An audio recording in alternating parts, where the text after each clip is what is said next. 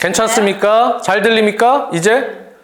괜찮아요? 다행입니다. 아유, 정말 고생 많으셨어요. 제 몸도 괜찮아져야 되는데. 위원님이 지난주부터 감기가 심하게 들리셔갖고 요즘 제가 독감도 많고 감기도 엄청 많고 요즘 애기들은 또 폐렴이 새로운 바이러스가 생겨가지고 중국발 폐렴이 또 있어가지고 굉장히 힘들어해요. 지난 주말은 쉴까 하다가 독감 심하게 와서 약을 계속 먹고 컨디션이 거의 최악인 상황에서 근데 또 마땅히 지금 또 스포티비가 바꿀 사람이 없어요. 인원이 좀 부족해져서 네. 그래가지고 중계 들어갔는데 막 약 먹고 해롱해롱한 상황에서 티 안 내려고 중계를 막 했는데 정신이 없더라고요. 방송하는 사람들 사실 아픈 거 티 못 낼 때가 좀 제일 서럽잖아요. 네. 왜냐면 그리고 생방인데 4개 배정되어 있다. 그러면 배정은 사실 뭐 일주일, 2주일 전, 뭐 거의 반달 전부터 보름 전부터 있으니까. 맞아요.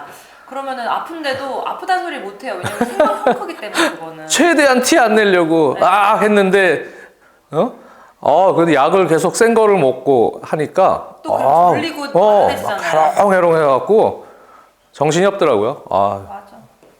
덕연자가 없으니. 건강검진 주기적으로 이제 받으셔야 매년 됩니다. 그 의무적으로 2년 받는 게 있어요. 네. 그리고 저 같은 경우는 한 5년 또는 4년에 한 번씩 또 돈 내고 받는 거 추가로 뭐 이렇게 해서 하는 것도 하긴 해요. 하는데 뭐 항상 뭐 고지혈증에 뭐 항상 진짜요? 위원님 고지혈증 있으세요? 뭐 그런 거 있죠. 근데 그게 사실 잠 못 자서 더 그런 게 심해지잖아요. 맞아요. 네. 불규칙한 생활을 하는 사람들이 이게 좀 좋지 않죠. 유럽 스포츠를 다뤄야 하기 때문에 해외 스포츠를 다뤄야 되기 때문에 그러다 보면은 거의 뭐 사실 스포츠 축구 하시는 분들은 거의 잠을 반대로 자잖아요. 남 잘 때 일하고 남 이제 일할 때 자고. 맞아요. 그래서 건강해야 됩니다. 네, 저희들도 그렇지만 선수들도 마찬가지예요. 그렇죠. 네, 다치지 말아야 되는데 앰비션 주장님 감사합니다. 감사합니다. 빠른 피드백 감사합니다. 저희가 항상 노력하는 방송이라는 거. 요즘에 근데 부상자가 많은 팀들, 네, 엄청나게 많이 나오는 팀들 있죠. 뉴캐슬, 또 토트넘 이런 팀들 이 고비를 잘 넘겨야 됩니다. 근데 고비를 넘겨도 사실 뭐 뎁스가 약한 팀들. 뎁스가 약하죠. 결국은 오늘 새벽에도 챔피언스리그 혹시 보셨어요? 파리 상제르맹? 전 사실 못 봤어요. 파리- 애기 때문에. 네, 파리 상제르맹이랑 뉴캐슬전, 뉴캐슬이 1대0으로 이기면서 저도 경기 보면서 파리가 거의 경기를 그 뉴캐슬의 수비를 못 풀더라고요. 네. 근데 결국은 어떻게 해야 될지 모르고 꽉 막힌 그 두 줄 수비를 뚫지 못하고 답답한 경기인데 뉴캐슬은 근데 선수가 없잖아요. 교체할 선수가. 지금 그런 상황에서 답답해요. 그 베스트 11이 끝까지 버티는데 결국은 동점골 PK로 동점골을 먹었어요. 막판에. 이게 뎁스가 진짜 바르콜라 뭐 진짜 이런 선수들 결정적인 게 너무 많았거든 파리가. 네. 근데 그걸 못 넣다가 그 경기가 뉴캐슬한테 되게 중요했거든요. 16강 유출에 있어서. 어떻게 보면 시즌을 한 시즌 가는 데 있어서 가장 중요한 게 무엇이냐라고 하면은 뭐 선수들의 퀄리티일 수도 있지만 어떻게 보면 뎁스인 것 같은 게 뎁스. 이 뎁스가 없는 팀이 오늘 어쨌든 버텼어. 그럼 내일은 더 없어. 모레는 더 없어. 다음 경기는 더 없어. 점점 더 뭔가 소진을 하는 게 너무 빨라지잖아요. 그렇죠. 그러니까 뭐 오늘만 문제가 아니라 리그 끝까지 어떻게 버티느냐가 관건이 돼 버리니까. 부상자가 특히 많이 발생하면 상황에서는 상당히 팀을 운영하기가 장기 레이스에서 특히 챔피언스 리그나 이런 유럽 대항전을 치르는 팀들은 더 경기 간격이 짧기 때문에 이 부상자들이 설사 짧은 기간 부상으로 복귀를 한다 그래도 경기 감각이 조금 떨어져 있는 상황에서 들어오기 때문에. 당연하죠. 근데 이 선수가 잘했던 선수예요. 그럼 감독은 트레이닝을 해서 뛸 수는 있어. 그러면은 넣는 경우가 있는데 그렇게 될 경우에는 항상 선수들은 그 자기의 어떤 컨디션 관리 있죠. 폼을 일정하게 유지하면서 그것이 전체 팀의 경기력으로 긍정적으로 쭉 작용이 되는 팀이 좋은 팀입니다. 그러려면 선수들이 부상당하지 않고 들쭉날쭉한 컨디션이 되지 않는 상황에서 팀을 감독도 그 멤버로 딱 짜서 어느 정도의 이미지 트레이닝을 통해서 이 정도 경기가 나오겠다 하고 들어가야 되는데 부상이 많으면 그게 쉽지가 않아요. 아 쉽지 않죠. 한국의 퍼거스님 너무 감사해요. 감사합니다. 네. 퍼거스님은 항상 해주시는 것 같아요.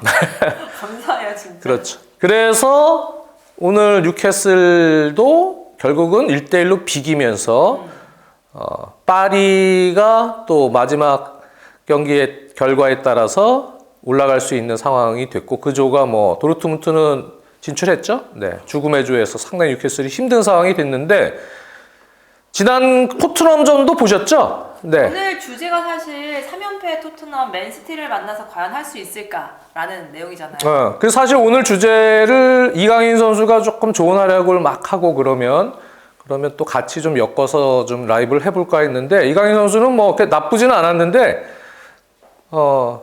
근데 뭐 또 딱 할 만큼 주제로 할 만큼 할 정도의 어떤 경기력은 또 아니었어요. 그렇게 물론 그래도 이강인 선수가 잡으면 좀 기대가 되더라고. 네. 이강인 선수가 슬슬 그 밀집 수비에서 뭐 그냥 쉽게 전개해주는 역할도 하면서도 딱 봐서 전진 패스를 넣어야 될 때 있으면 확실하게 이강인 선수 전진 패스에서의 무브먼트나 음바페와의 뭐 콤비네이션이나 전반에 후반 들어가서도 전진 패스가 딱 들어갈 때 고를 때 찬스가 나와요. 네. 그러니까 확실히 이강인 선수는 뭔가 잡으면 기대가 돼요. 공격적으로. 네. 근데 이제 후반 중반 이후에 한 35분, 30분 뭐 이 정도 넘어가니까 이강인 선수가 많이 지치더라고요.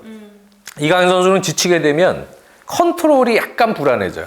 아 그렇죠. 예, 이 볼 소유할 수 버티는 게 조금 불안해져서 뺏기는 경우도 있고 조금 이제 힘이 떨어진다는 얘기죠. 네, 이강인 선수는 그런 걸 이제 조금씩 더 보강을 해야 됩니다. 네. 체력적인 보강. 그리고 토트넘 같은 경우도 지난 뉴캐슬도 그렇지만 이렇게 부상자들이 많은 팀들은 이 고비를 넘겨야 돼요. 부상자들이 또 일부가 복귀할 때까지 그 고비를 넘기는 게 중요한데 토트넘은 저희가 예전에도 방송을 했지만 이거 연패로 이제 쭉 가게 되면은 그렇죠. 상당히 좋지 않다. 근데 지금 선수들이 뎁스가 약하니까 이 선수들이 사실 아시안컵을 우리가 기점을 생각했는데 계속 얘기하는 거지만 굉장히 빨리 왔고 그 이후로 지금 쭉 회복이 안 되고 있는 상황에서 또 벤탄쿠르가 또 부상을 당했잖아요. 네, 맞습니다. 벤탄쿠르까지 부상당하고 아스톤 빌라전 같은 경우는 전 중계를 했지만 근데 그 경기도 좀 중계하기가 쉽지는 않았어요. 저도 컨디션이 너무 안 좋지가 않아서 그리고 나서 집에 가서 또 다시 한번 이렇게 경기들을 좀 복기를 했습니다. 근데 제가 큰 틀에서 이렇게 보면 우려했던 거에 비해서는 경기 내용은 좋았어요. 네, 그쵸? 좋았어요. 네, 나쁘지 않고 워낙 결정적인 어떤 장면에서의 마무리의 아쉬움 그런 거는 계속 드러났지만 전체적으로 전략적인 부분에서도 지금 현재 스쿼드에서 약간의 어떤 변화를 줬다고도 볼 수 있고요. 네, 그래서 우도기 선수의 역할도 조금 바꿔줬고 우도기 선수가 이제 다시 또 복귀를 해서 들어간 상황이었는데 그리고 로셀소 선수가 우리 험팽님처럼 로셀소 선수가 이날 미드필더로 벤탄쿠르랑 같이 이제 선발 출장을 했죠. 그래서 빌드업 시에는 포로 선수는 중앙 미드필더로 이렇게 들어오고요. 우도기 선수가 아예 높은 위치로 빌드업 시에 들어가서 하프스페이스 높은 위치로 공격 가담을 많이 했었어요. 그러면서 이제 볼을 간수하면서 컨트롤이 좋은 벤탄쿠르나 로세소 같은 선수가 같이 볼에 관여를 해주면서 공격 빌드업 작업을 해주고 포로는 인버티드한 롤 수행하고 이러면서 기존에는 이제 풀백들 이런 이제 우도기 같은 풀백들이 이렇게 같이 이렇게 여기서 빌드업이 되면서 2, 3 좌우의 풀백들이 같이 이렇게 빌드업이 됐었는데 이날은 우도기는 아예 쭉 올라가고 로셀소가 이제 중앙에서 역시 아무래도 상대의 압박에 대한 조금 더 유연한 대처를 위해서 빌더 볼 간수를 잘하는 운영을 이렇게 만들어 놨는데 괜찮았거든요. 네. 그리고 공격적으로도 이게 압박도 잘 되고 브라이언 힐 같은 선수들이 조금 시야가 조금 더 그게 경기 감각이 너무 떨어져 있는 거예요. 그렇죠. 경기를 풀타임 경기력을 이게 경기를 많이 뛰지 못하면 시야도 좀 좁아지고 그리고 모처럼 들어가면 의욕은 앞서는데 아무래도 동료랑 이렇게 딱딱딱 해봤던 어떤 그러한 호흡이나 뭐 그런 것들이 좀 부족하죠. 그래서 브라이언 힐이 아무래도 찬스는 좀 많이 잡았는데 여기서 마무리 크로스던 또 본인 슈팅 기회도 있었는데 거기서도 조금 더 좋은 선택을 하지 못했어요. 그래서 브라이언 힐이 의욕에 비해서는 조금 부진했지만 제가 보면 그래도 장점이 있는 선수이기 때문에 지금 이렇게 스쿼드가 많이 망가져 있는 부상자가 많고 또 로메로 선수도 이제 시티전까지는 징계죠. 네. 그래서 못 나오는 이런 상황에서는 힐 같은 선수들이 좀 올라와 줘야 됩니다. 그리고 클루세스키 선수는 이날 약간 중앙에서 세컨 스트라이크처럼 역할을 했고 브레넌 선수는 오히려 오른쪽 윙어 역할을 하고 손흥민 선수가 라인을 타는 최전방에서 그 역할을 했는데 저는 전체적인 공격의 어떤 방식이나 또 수비는 근데 조금 경기 초 시작할 때 벤 데이비스랑 에메르송이 선발이길래 다이어를 쓰지 않는구나. 아스톤 빌라가 확실히 아스톤 빌라도 역습에 능한 팀이거든요. 네. 네. 그러다 보니까 그런 부분에 대한 부담이 좀 있구나. 그래서 에메르송, 벤 데이비스를 놨는데 역시 불안하죠. 판더벤과 로메로가 있을 때보다는 이 센터백 라인은 이날 불안했고 모르겠어요. 팬들은 경기 어떻게 보셨는지 예를 들어서 손흥민 선수는 골을 계속 넣었는데 이제 옵사이드가 됐잖아요. 네. 뭐 예를 들어서 그런 상황에서도 벤탄쿠르 선수는 정말 불운하게도 또 캐시에게 차진 당하면서 또 부상을 당했는데 그러고 나서 호이비에르가 들어갔잖아요. 근데 예를 들어서 역습볼 뺏고 역습 상황에서도 손흥민 선수가 1대1로 들어가서 아주 멋지게 골을 넣었던 장면 있죠? 옵사이드 라인에서. 그때도 사실은 호이비에르가 첫 터치에서 바로 줬어야 되는 타이밍인데 원래 손흥민 선수가 그 타이밍에 뛰거든요. 그 라인 타서 손흥민 선수는 그 타이밍에 되게 잘 뛰어요.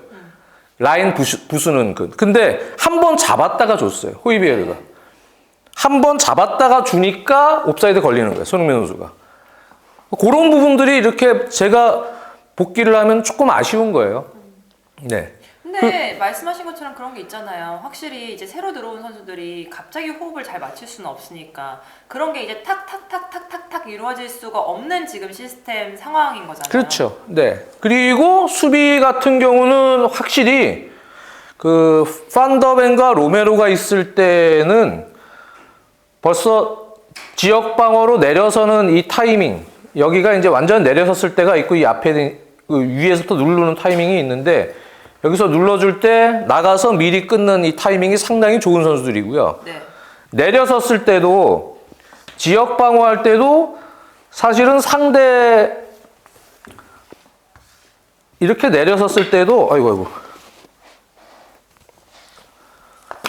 우리가 이제 뭐 두 줄로 약간 이렇게 내려서는 경우들이 있잖아요. 네. 이런 경우에도 이런 사이 공간들에 공이 투입이 됐을 때 이제 선수들이 이제 이렇게 공을 투입을 하려고 노력을 할 거 아닙니까? 뒤에서. 사이 공간에서 움직이는 선수들한테. 그럴 때 이제 순간적으로 이렇게 달라붙고 커버 들어가고 이렇게 들어오고 이렇게 들어오는 이런 게 확실히 이제 비수마 있고 그 다음에 이제 두 선수 판더벤 로메로가 있을 땐 이런 걸 되게 잘해요. 네.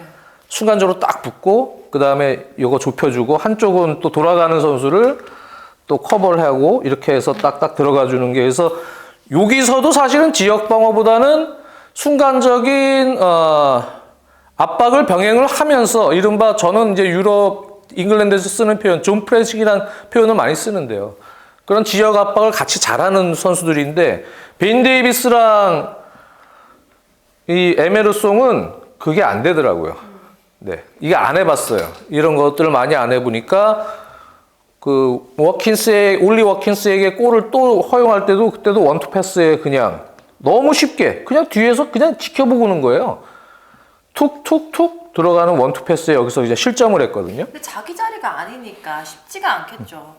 그래서 그럴 때 보면은 또 오히려 저런 경우에는 다이어 같은 선수가 오히려 날 수 있겠구나. 근데 많은 분들이 다이어 없으니까 그나마 낫다 얘기 많이 하죠. 전체적으로는 그렇게 볼 수도 있는데 또 그런 장면에서는 약간 센터백을 많이 본 선수들이 그거를 처리하는 능력들이 있거든요. 그런데 저럴 때는 또 저게 문제네. 그러니까 결국에는 원래 지금 1군 멤버가 아니잖아요. 그렇기 때문에 이 부분은 이게 아쉽고 이 부분은 이 선수가 들어가면 그렇죠. 이게 아쉽고 그게 계속 보이는 거죠. 그리고 완벽할 수가 이제 없는 셋피스 수비할 때도 마찬가지예요. 네. 셋피스에서 실점들을 많이 했는데 그때도 이 센터백들 물론 다른 선수들도 다 잘해야 되겠지만 센터백들이 상대가 여기서 뭐 이렇게 셋피스를 얻어서 수비를 할 때 다들 내려와서 이제 업사이드 트랩을 쓰면서 이렇게 수비들을 할 거 아닙니까? 네, 쫙 붙어서.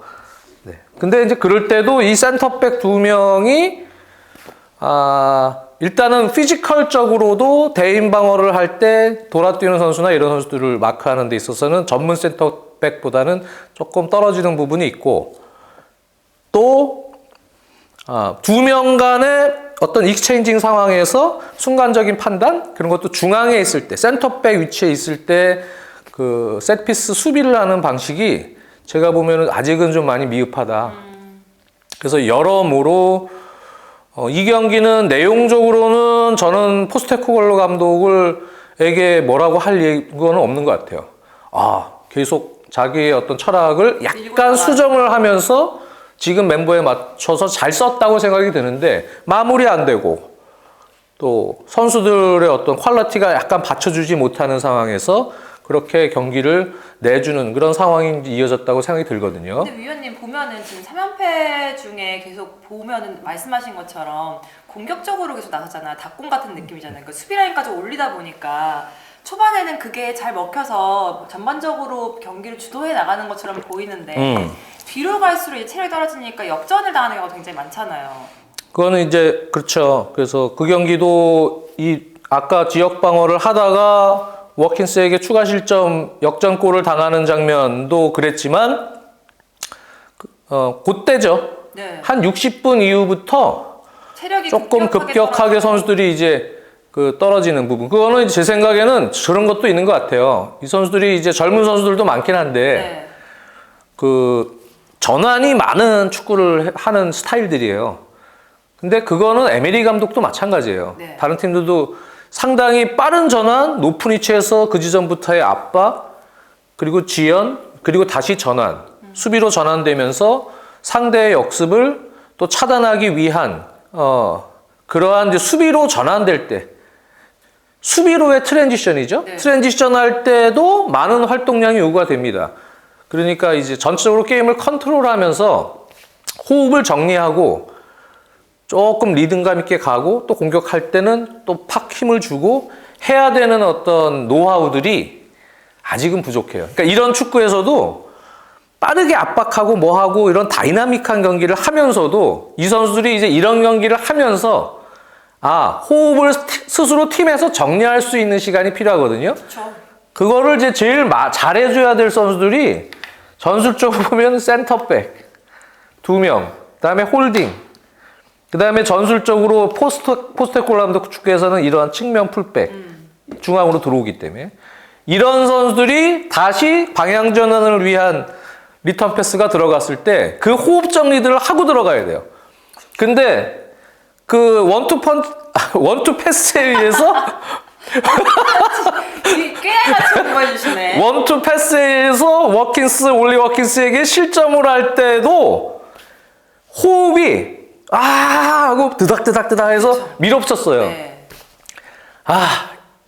호흡 정리가 안 돼서 좀 쉬는 타이밍에 그냥 당한 거야.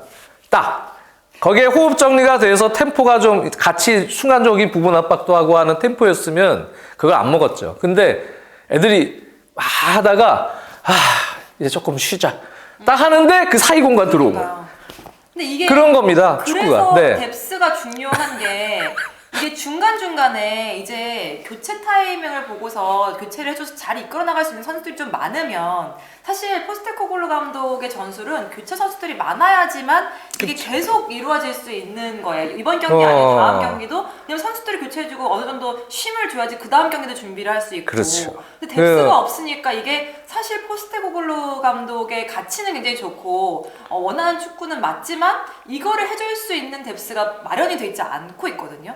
그래서 이 이후에도 경기들이 굉장히 걱정되는 거죠. 맞습니다. 아주 정확한 지적이에요. 그래서 이런 축구는 백업이 지금 이제 5명 교체를 할 수 있는 시대이기 때문에 네. 좋은 퀄리티의 백업 자원들이 많이 있을수록 좋아요. 그래야 이제 체력적으로 밀어붙여서 그러한 좀 힘든 호흡을 정리하고 뭐 해야 될 그런 타이밍에서도 계속 경기력을 유지할 수 있는 힘을 얻게 되고 네. 후반, 중반 이후에도 이제 힘을 계속 붙일 수 있는 상황인데 지금 그게 이제 좀 부족하죠. 확실히 토트넘이. 그럼에도 이 경기는 전체적으로는 수치에 있어서도 점유율이나 뭐 슈팅, 유슈팅, 특히 우리 팬들이 요즘에 많이 또 기록적으로 얘기하는 XG 값. 그 XG 값이 토트넘이 올 시즌 경기 중에 가장 높았어요. 2.3이 넘었죠. 네, XG 값이. 그만큼 결정적 기회가 또 많았던 경기입니다. 네. 그런데 어쨌든 그 경기를 그런 식으로 내줬어요. 근데 사실 연패를 하는 과정에서도 저는 개인적으로는 토트넘 선수들이 요 멤버들이 또 수업료들을 많이 내고 있다고 보여져요. 그거는 이제 포스테코글루 감독도 마찬가지입니다. 아, 지금 이렇구나. 네.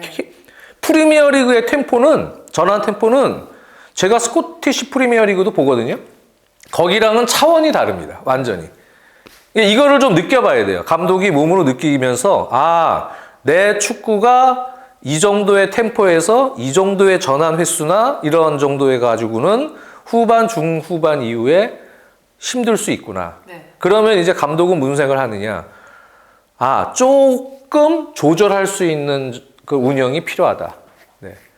그러기 위해서는 조금 더 경험이 있는 센터백 아니면은 조금 더 뭐 힘을 좀 다른 선수 분배할 수 있는 그런 센터백도 필요하고요. 또 지금 결정이 좋지 않으니까 공격진 또 필요하고. 네. 뭐 여러 가지로 또 보강에 대한 생각도 확실히 하고 그거를 보드진에게 또 의견을 제시를 할 것이라고 생각이 듭니다. 네. 네. 그러니까 위원님 말씀하신 것처럼 전문가들이 보기에도 포스테코글루 감독의 축구나 이런 전술 같은 부분에는 참 높이 평가할 만한데 이게 받쳐주지 않으니까 문제가 되는데 결국에는 지금 토트넘에서 가장 현실적인 방안은 빨리 선수들이 복귀를 하는 거잖아요. 복귀를 해야 되는데 지금 부상자들이 워낙 많은데 파페사르 선수도 이번 경기 검사 결과가 지금 나왔나요? 어떻게 되는지? 출전이 불투명하죠? 파페사르도. 그리고 비수마는 복귀를 하죠? 네, 비수마는 복귀하지만 로메로는 맨시티 원정까지 징계고 기존의 판더벤, 메디슨, 또 추가로 부상을 당한 벤탄쿠르는 거의 내년 2월까지 못하는 너무나도 아쉬운, 네, 또 추가 부상입니다. 네, 이런 상황에 지금 쌓여 있는 상황이기 때문에 맨시티 얘기도 지금 하겠지만 일단은 맨시티 원정에서 글쎄 어떤 멤버들이 나올지 비카리오 키퍼에 우도기 그리고 벤 데이비스와 에메르송을 그대로 쓸지 아니면 다이어 선수로 변화를 줄지는 모르겠습니다만 아마 지난 경기에 너네들 많이 세트피스 수비나 아니면은 여러 가지 상황에 따른 수비의 대처에 있어서 느꼈지. 또 한 번 내보낼 가능성도 있다고 보여져요. 그냥 벤 데이비스, 에메르송을. 그리고 포로 선수는 그대로 나올 것 같고. 그다음에 비수마와 파페사르가 어떻게 되느냐에 따라서 호이비에르가 나올 것 같고요. 네. 그리고 로셀소 선수가 지난 경기가 괜찮았기 때문에 로셀소 선수를 조금 공격적으로 활용하거나 허리도 도와주는 역할을 그대로 시키면서 브레넌 존슨, 쿨셉스키, 손흥민 브라이언 힐은 일단은 조금 벤치에서 대기할 가능성도 있다고 보여지거든요. 아마 그런 정도로 베스트를 꾸리지 않을까 일단은 예상을 합니다. 근데 브라이언 힐도 이번 경기 전에는 외신들의 평가는 굉장히 좋더라고요, 또. 뭐 기본적으로 움직임이나 전체적인 뭐 활동량 의욕은 좋아요. 네. 근데 이제 그 경기는 순간적인 판단, 호흡, 판단. 네, 그다음에 정교함, 네, 그런 부분에서 문제가 있었어요. 그래서 뭐 저는 개인적으로는 물론 다른 분들은 어떻게 보실지 모르겠지만 생각이 다른 분들도 많으시겠죠. 그 경기는 브라이언 힐이 가지고 있는 좋았을 때 모습을 많이 보여주질 못했어요. 네. 마무리에 있어서 결정적인 기회들에서 특히 선택이 좀 좋지 않았던 장면도 있고요. 그래서 저는 그렇게 높은 점수를 주긴 힘들고요. 브라이언 힐은 아직은 제가 볼 때는 지금 만약에 브라이언 힐을 빼고 베스트를 넣을 수 있는 상황이 되면 특히 맨시티 원정은 허리 라인이 조금 더 중요하기 때문에 지난 경기처럼 4-2-3-1처럼 조금 더 공격적인 스쿼드로 나서기에는 좀 쉽지 않거든요. 허리 라인 숫자를 조금 더 늘린다면 로셀소를 약간 허리로 배치를 해서 결국은 브라이언 힐은 일단은 선발에서는 약간 제외될 가능성도 있다. 그렇게 생각이 들고요. 그리고 이제 맨시티인데 뭐 맨시티는 여전히 지금 토트넘에 비해서는 네. 경기를 일단 풀어가는 노하우가요. 다르죠. 한 단계 위에요. 네. 얘기했던 이 리듬을 조절하고 호흡 정리도 하고 그다음에 빌드업을 하면서 또 순간적으로 하프 스페이스나 또 역습이나 이런 타이밍을 보는 어떤 노하우들이 워낙 좋습니다. 그래서 상황도 사실 다 다르죠, 좀. 그렇죠. 그래서 지난 경기 저도 챔피언스리그 라이프치히전을 봤는데 조금 전반에는 좀 수비진들이 그렇게 좀 뒷공간에서 문제들이 좀 많더라고요. 그래서 그 경기 보신 분들은 알겠지만 후뱅 디아스, 아칸지 이런 선수들이 좀 쉽지 않은 그런 수비들을 하면서 토트넘이 글쎄 양 팀 다 높은 수비 라인을 가지고 있는 팀이지만 저 정도의 폼으로 토트넘이 만약에 경기력은 괜찮은데 마무리까지 어떤 날 잘 되는 경우가 있잖아요. 그렇죠. 그것까지 잘 되면 또 옵사이드 트랩도 안 걸리고 또 잘 되면 그러면은 맨시티도 뒷공간에 대한 부담은 분명히 있습니다. 네. 지금 JH님께서 그러시는 최근 토트넘이 맨시티를 잡은 건 모두 선수비 후역습 전술에 기반한 것이었는데 그렇죠. 포스테코글루 감독이 과연 그렇게 할 것인가에 대해서 궁금해하시는 것 같아요. 글쎄 근데 일단은 저 맨체스터 시티에 제가 지금 결장 선수가 있나 좀 확인을 해봤는데 특별히 스톤스 선수 몸 상태가 어떤지 모르겠는데 스톤스 선수가 만약에 들어올 수 있으면 스톤스 선수 들어오면 큰 힘이 되거든요. 거기에 아케나 이런 선수들이 또 다시 선발로 챔피언스 리그 때는 그바르디올이 들어왔고요. 아케가 다시 들어오고 하면은 수비 라인도 어느 정도는 정비가 되면서 경기력이 좀 올라갈 가능성이 있는데 이제 그냥 외관상으로 보기에는 라이프치히전을 경기를 하고 그리고 이번에 주말 경기이기 때문에 체력적으로는 토트넘 선수들이 조금 더 준비되어 있지 않겠냐 그렇게 볼 수 있겠지만 저는 뭐 전체적으로 맨시티가 홈에서 풀어가는 그런 경기 어떤 운영 노하우 이런 것들로 그러한 약간의 체력적 변수는 다 뭐 만회가 되지 않을까. 네. 그렇게 생각이 들고요. 그렇습니다. 그리고 이 경기는 기본적으로는 토트넘 입장에서는 어떻게든 선제골을 먼저 넣어야 되는 것이 이 경기에서 포인트다. 승점을 확보할 수 있는 가능성을 줄 수 있는 이제 상황이 되는 거고. 사실 현실적으로 본다면 초반에 이제 점수를 얻고 그리고 좀 빨리 틀어막는 게 어떻게든 그게 좀 현실적인 방안이 아닐까요? 그렇다기보다는 일단은 이제 맨시티라는 팀 자체가 네. 시티는 선제골을 먼저 허용하지 않고 선제골을 넣으면 경기 운영을 워낙 잘하고요. 그렇죠. 또 현재 토트넘이 아직은 후반 중반 이후에 체력적인 어떤 변수에 따른 노하우를 극복할 만한 정도의 수준은 아닙니다. 네, 그렇게 본다면 결국은 먼저 선제골을 허용하거나 선제골을 넣지 못하고 끌려갈 경우에는 결국 후반 중반 이후에 더 많이 실점을 그렇죠. 할 경우가 많다는 거죠. 맨체스터 시티가 스쿼드가 뎁스가 많은 높은 팀은 아니지만 그래도 교체할 자원들 지금 케빈 데브라이너나 마테우스 누네스 정도 제외하면 부상자들이 지금 없거든요. 네. 그러니까 그 이후에는 그래도 교체를 조금씩 통해서 예를 들어서 글리시는 벤치에 있다가 도쿠 선수가 선발로 나왔다가 글리시가 들어간다거나 또는 일부 교체를 통해서 분명히 상황을 또 바꿔줄 수 있는 힘은 지금 부상자가 많은 토트넘보다는 맨시티가 우위에 있다.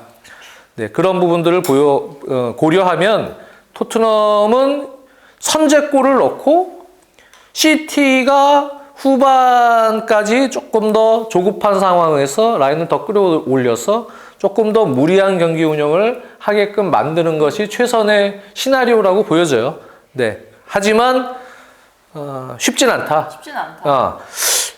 그렇지만 재밌는 경기는 또 될 것 같다.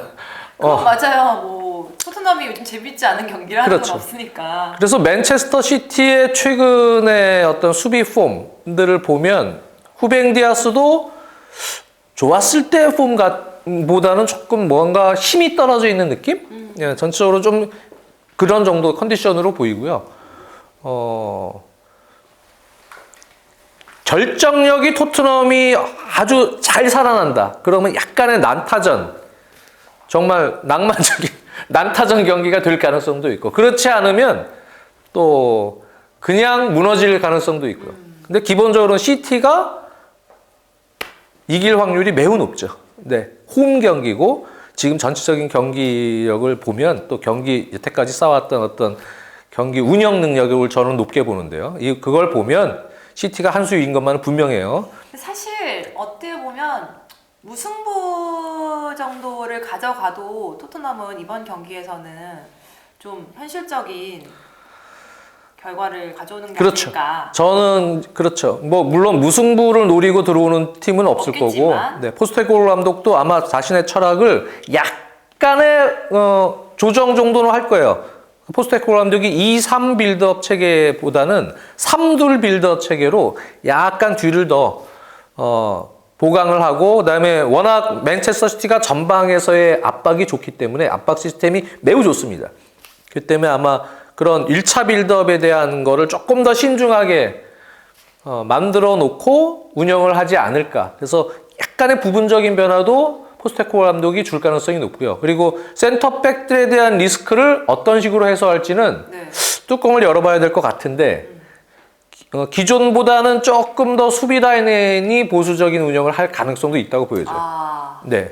너무 그래서 올리진 않고. 그렇죠. 맨체스터 시티도 워낙 한 번의 역습이 좋고 또 홀란 선수가 워낙 힘도 있고 뒷공간에 대한 어떤 능력이 그러니까 솔직히 많은 토트넘 팬분들도 그렇게 생각하는 것 같아요. 혼란을 어떻게 막아?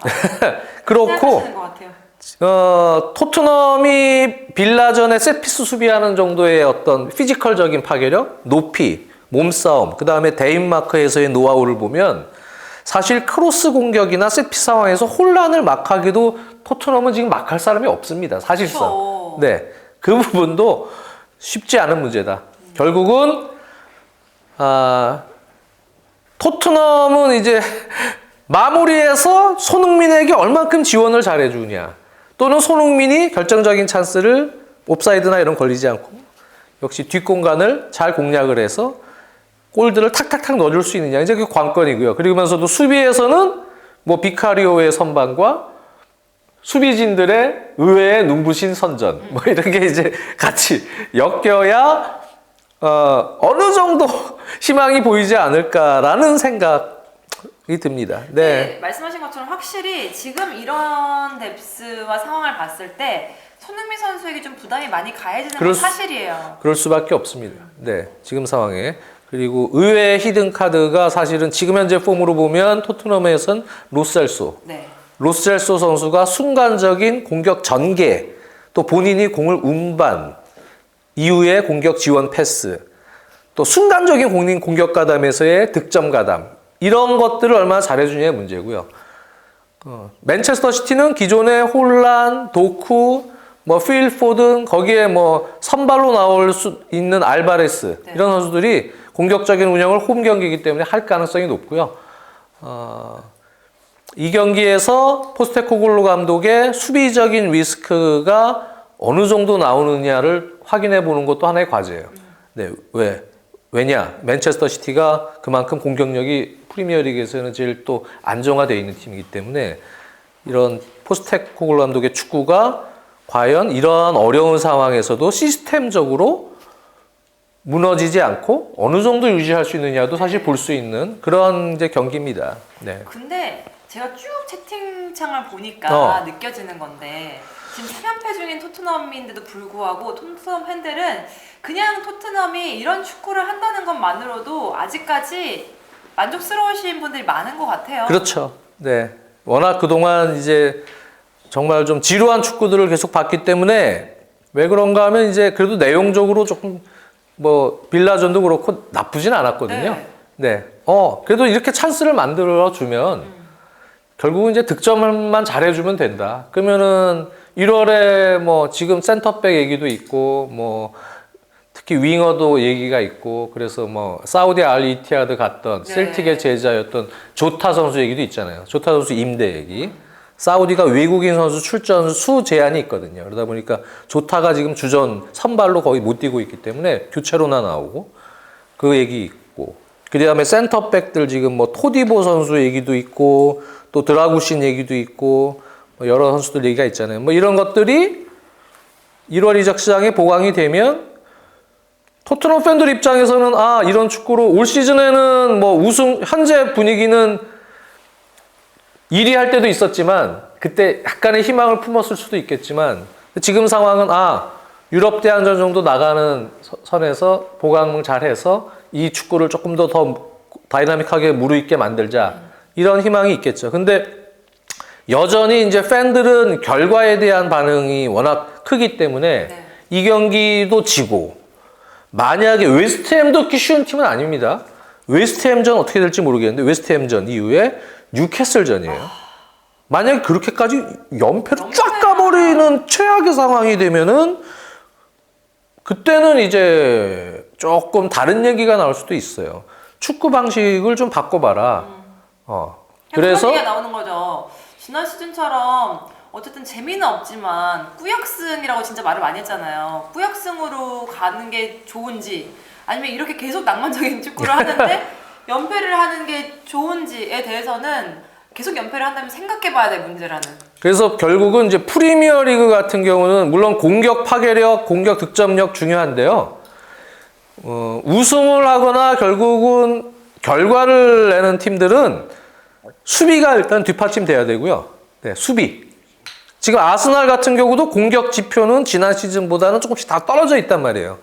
그럼에도 수비가 리그에서 최소 실점을 해주고 있기 때문에 또 데클란 라이스 같은 선수의 영입이 전체적인 수비 밸런스에서 중심을 맞춰주고 있고 그러면 꾸역승을 할 수 있다는 거예요. 네. 안 먹고 버티고 수비진들이 어떻게든 걸레 수비처럼 막 블로킹하고 해주면서 막판에 뭐 하베르츠가 갑자기 골을 넣고 뭐 이러면서 꾸역승을 할 수 있다는 거예요. 네. 그런 팀이 결국은 성적을 내고 우승을 하거나 할 수 있는 가능성이 높아지는 겁니다. 이 리그 특히 프리미어 리그 같은 레벨은 뭐 스코티시 프리미어 리그 이런 데는 그냥 공격으로 막 때려가지고 우승해도 돼요. 워낙 공격이 막강하니까. 근데 이게 경쟁이 치열한 프리미어 리그 같은 팀들은 서로 간의 승점 6점짜리 경기에서 많이 얻어맞지 않고 버티는 팀이 승점을 그냥 야금야금 따고 조금 3점 딸 때도 있고 이렇게 버티는 팀이 살아남는 거예요. 네. 그러니까 결국은 이제 만약에 연패, 막 6연패 막 이렇게 가버리면 이런 축구에 대한 낭만적인 부분은 좋지만 수비 밸런스에 대한 어떤 고민을 안 할 수가 없는 거예요. 프리미어리그 살아나려면 기본적인 수비 밸런스가 어느 정도 유지가 돼야 된다. 맞아요. 근데 이게 확실하게 그런 게 만약에 이게 뎁스가 받쳐졌으면은 이 얘기를 할 필요가 없거든요. 그러면은 아마 이 결과를 낭만 축구도 가져가면서 결과까지 가져갈 수 있었겠죠. 근데 이 상황이 참 아이러니하게도 뎁스 때문에 모든 게 벌어지고 있다는 거. 그게 좀 그 부상자들만 좀 안 나왔다면 한 경기에 너무 우두두 나왔기 때문에 부상자만 좀 안 나왔다면은 조금 더 올 시즌에 좋은 결과로 이어지는 경기를 계속 했을 것 같은데 그런 부분이 이제 토트넘 팬들에게 아쉽고 그런 것이 반대로 얘기하면 이 선수들이 그러면 돌아오면 그러면 우리는 또 좋은 축구를 할 수 있다라는 토트넘 팬들의 어떤 기대 심리가 또 큰 부분도 있는 겁니다. 네. 저 마이크도 이상하다고요? 죄송해요. 죄송해요, 여러분. 네. 우리 죄송해요. 괜찮아요? 이제 됐어요? 네. 참. 근데 이제 끝날 제가- 때 되는 거 알죠? 아이고. 제가 뭐 맨체스터 시티 토트넘 이 경기가 이번 라운드 또 팬들이 보시기에 또 빅매치 중에 하나인데 지금 이 두 팀 걱정할 때가 저는 아닙니다, 솔직히. 아이고 참. 뭐 칠지연 형님 첼시 브라이튼 승부 예측해 주세요. 매치 해주세요. 첼시 승. 쉬, 첼시 승. 아, 뭐 그런 거죠. 팬들은 다. 자기 팀 그렇게 응원하는 거죠. 예. 브라이튼도 지금 부상 엄청 많아요. 그래서 아시죠? 첼시가 토트넘한테 이겼잖아. 부상자 너무 많아. 여기 쓰셨네. YMJ님이. 네. 부상 1등이야. 아, 진짜 다들 부상 때문에 고민이 많다. 그러니까 뉴캐슬, 브라이튼, 토트넘, 유나이티드 지금 부상 엄청 많아요. 첼시는 그나마 조금 복귀하고 있는 거고. 그런 것도 있잖아요. 부상이 날씨가 추워지면서 좀 많이 오거든요. 그리고 이제 시즌이 이제 중반으로 가고 있으니까 부상이 좀 올 때가 된 선수들이 있고 맞아요. 그런 여러 가지 부분 때문에 한 번씩은 다들 좀 고비가 오는 것 같아요. 네. 어쨌든 그렇습니다. 그렇습니다. 어쨌든 뭐 요즘에 챔피언스리그까지 보시느라고 아침까지 또 고생하시는 우리 해외 축구 팬들, 네 즐겁게 네 보시고요. 이렇게 갑자기 즐겁게 보시고요. 즐겁게 보셔야죠. 저도 이제 새벽에 또 챔피언스리그 중계해야 되는데 이렇게 우리나라처럼 모든 리그를 이렇게 다 물론 유료지만 외국에 비해서 엄청 싼 거죠. 유료라도 다 볼 수 있는 나라요. 전 세계 없어요. 우리나라밖에. 지금 우리나라 지금 모든 리그 그게 피터가 다 그 얘기하잖아요. 피터도 그래요. 실제로 외국 가면요. 이렇게 모든 리그 다 라이브로 보고 풀로 보고 막 이렇게 할 수 있는 데가 없어요. 네. 진짜. 그래서 우리 좋은 환경에서 우리 저 경기를 지켜볼 수 있는 나라입니다. 네. 어쨌든 네. 또 뭐 좀 궁금하신 얘기들 있습니까? 이제 끝날 때 다 됐어요. 52분. 1시간 했어요. 그래도 오늘 좀 마이크 이슈도 있고 그래서 네. 가겠습니다, 여러분들. 이제 또 저희는 또 뉴캐슬이 16강 갈 것 같음? 네. 이게 이제 자력으로는 쉽지 않잖아요. 지금 1승 2무 2패인가 그렇죠? 뉴캐슬이. 다음 경기를 밀란전을 이기면 2승 2무 2패가 되나요? 이렇게 되고 뭐 여러 가지 상황들을 봐야겠네요. 파리가 어디까지 갈 것 같냐고요? 네. 근데 뭐 파리가 이기면은 이제 끝나버리잖아요. 네, 그렇죠? 결국은 마지막에 그것도 이제 서로 물리는 조별리그이기 때문에 동점골 먹는 게 치명타인 거죠. 승점 6점짜리 같은 경기들이거든요. 다 조별리그라는 게. 그러니까 뉴캐슬 입장에서는 마지막에 그 PK 동점골 먹은 게 치명타고 파리는 거의 동아줄 구세주를 잡는 그런 PK 골이었고 그런 거죠. 네. 저는 새벽 중계 전에 주무시나요? 저는 아침에 잡니다. 네. 다 하시고 이제 끝나고 나서 주무시죠. 네, 아침에 자는데 요즘엔 뭐 너무 좀 몸이 안 좋아서 감기 걸린 이후에 그래서 제가 무슨 따뜻한 그 매트 있잖아요. 네. 그걸 샀어요. 전기장판 같은 거. 네, 네, 전기장판 같은 거. 그래서 뭐 카본 매트? 네. 그걸 좀 사서 조금 따뜻하게 자니까 조금 낫긴 하더라고요. 네. 어쨌든 그렇습니다. 여러분들 감기 진짜 조심하십시오. 요즘에 감기들이 진짜 많이 많아요, 도니까 진짜. 독감 거의 막 감기를 한번 앓으면 입원까지 하시는 분들 진짜 네, 많아요. 머리도 좀 아프고 네. 그리고 컨디션이 너무 좋지 않으니까 감기 조심하시고. 혹시 강혜원 분님이 혹시 제가 아는 강혜원님은 아니시죠? 저랑 친한 강혜원님은 아니시죠? 해외에서 보고 계시는가 해서 물어봤습니다. 강혜원 어디서 많이 들어본. 저 되게 친한 언니가 해외에 있거든요. 근데 강혜원이라는 이름이 엄청 많을 거야. 많겠죠? 내가 알던 저 미용실 원장님 이름도 강혜원이야. 강혜원 실장님. 강혜원 씨. 원장이 아니고. 강혜원이라는 이름이 많습니다. 아니래요? 네. 네. 흔한 흔한 이름이에요, 저. 그러니까. 그러니까. 알겠습니다, 여러분들. 저희는 이제 또 다음 방송을 준비하기 위해서 가보도록 하겠습니다. 네, 다음 주에도 저희가 요즘에 이렇게 딥한 주제보다는 대중적인 주제를 좀 많이 하려고 하는 부분은 여러분들이 좀 이해를 해주십시오. 네, 저희가 지금 여러모로 이제 또 아시죠? 네, 네, 이렇게 그 얘기 굳이 안 하셔도 되셨을 거예요. 네. 그래서 뭐 조금 여유가 생기면 네, 조금 딥한 주제 가지고 또 찾아올. 우리 같이 딥하게 파는 방송은 이거 없어요. 대중적인 거지 뭐 오늘 같은 주제. 오늘 같은 주제는 그렇지만. 그렇습니다. 오늘 저 맨시티와 토트넘의 주말 경기 프리뷰 네 즐겁게 또 나눠봤고요. 오늘 여기 참석하신 분들 너무 감사드려요. 참석하신 분. 네, 뭐 행사인 것 같으면 네 오늘 참석하신 여러분들 조심해서 돌아가시길 바라겠고요. 저희는 여기서 인사드리도록 하겠습니다. 감사합니다. 안녕하세요.